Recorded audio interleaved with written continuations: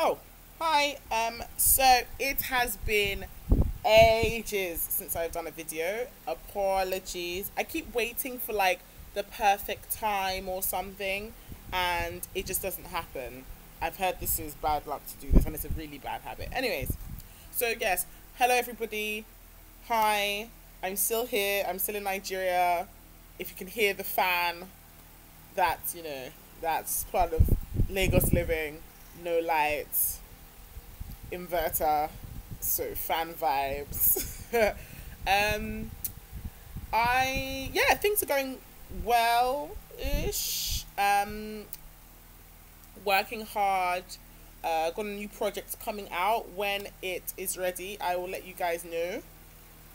Um, I hope you can hear me. Anyways, editing, I'll probably see it. Apps. See, I'm using my tablet, Surface tablet, to do this, so hopefully all goes well. I received a a request of sorts to sort of talk about house hunting in Nigeria and how the process goes. So I assume you're talking about renting. If you're talking about renting, there's a couple of things to consider. First, I would say is location, location, location. So depending on where you work and your budget, I guess, you have to sort of make a bit of a compromise, I guess. If you're not staying with family, you're going to get your own place, or you're just past the staying with family phase and you want your own place. Um, you have to remember, if you work on the island, maybe you want to live on the island as well. Just socially, maybe your friends are there, your family's there, works there, but it will be more expensive. Whatever your budget is, and I don't want to sort of get into that. Actually, maybe I will a bit. Um, Remember, you have to pay a year at least up front. It's not like the UK or the US. It's not like paying monthly arrangements. So you have to pay for a year block. So let's say you find yourself a two-bedroom apartment in Lekki for 2M. It's going to be 2 million naira because you're paying for a year. And some landlords even ask for 2 years. So you have to pay 4 million naira. And then you have this thing called agents fee and commission, which is usually about 10% of the value of your rent. So if it's 2 million, you're paying for 4 million, which would now mean an additional like 400k on top. So that's 4.4 million. So you need to take that into consideration. You need to have like a chunk load of cash to start yourself off with.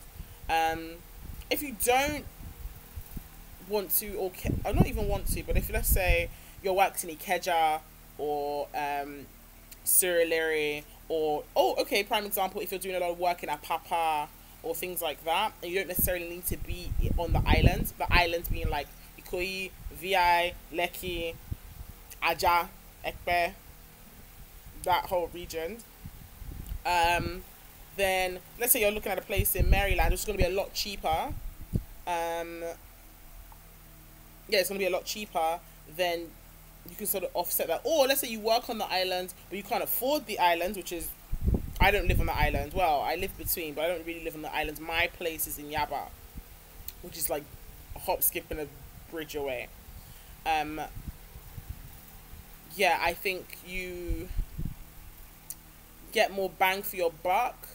I would say my rent is less than 1 million, and I have a 3-bed to myself, and the rooms are quite large. I would turn it round, but my wardrobe is open and a mess, so I don't want you guys judging me.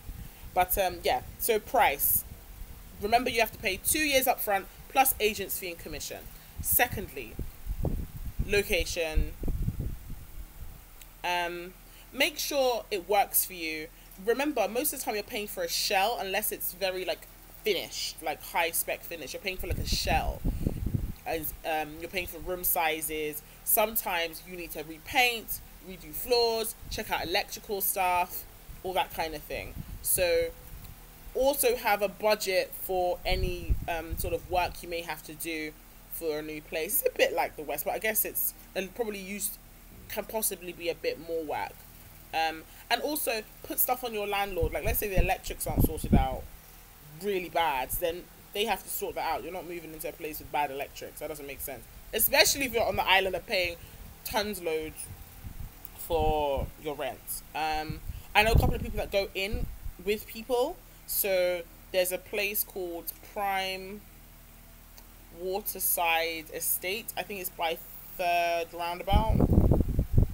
That's like Lekki, but the Third Roundabout. Um, I have some friends that went in, so it ends up being like 1 million each because it was like a 3 bed. Does that make sense? I hope this is making sense. But yeah, it's where to find places. Ask around. There's always somebody who knows of something. I wouldn't suggest online, although I'm sure there's an app or a website that's good for real estate. But I feel like asking around usually gets you an answer quite quickly. And make sure you're not in a rush, guys. Make sure you're not in a rush to find a place either. Make sure you have a bit of time so you can go around, look at places. Things that will affect you moving. The roads.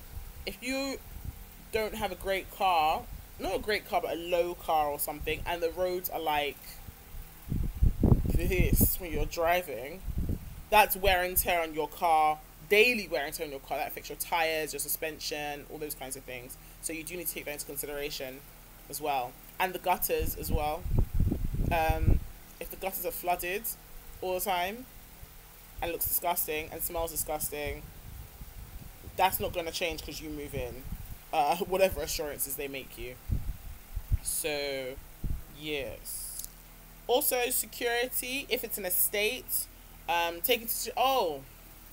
I forgot, guys. So, on top of your rent, there's usually this thing called service charge. If you're in an estate, if you're in like a house, then you don't have that because you have your own gen and stuff like that. But if you're in an estate, then you have to pay service charge. Service charge covers things like security. So there's like usually a gate, and there's gate men and all that kind of stuff. So security, 24-hour light, hopefully, if your estate is running the way it should. And what else? Like diesel. Yeah, well, it's all part of the light situation, I guess. What else? Is that it? Security and light?